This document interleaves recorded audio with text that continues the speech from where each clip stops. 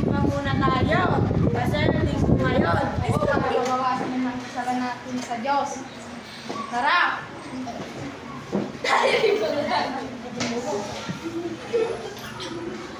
Mahalangin Diyos na makapanarihan sa iyo. Salamat po sa araw na ito. Salamat din po sa mga kilala na aming natatanggap araw-araw.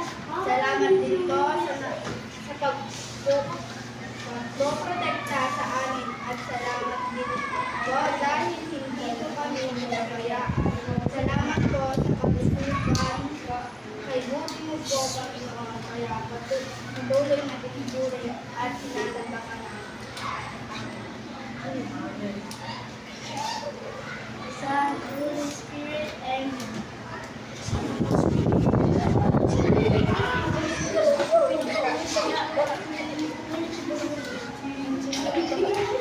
Ang lang po, ang dala-dalaan lang.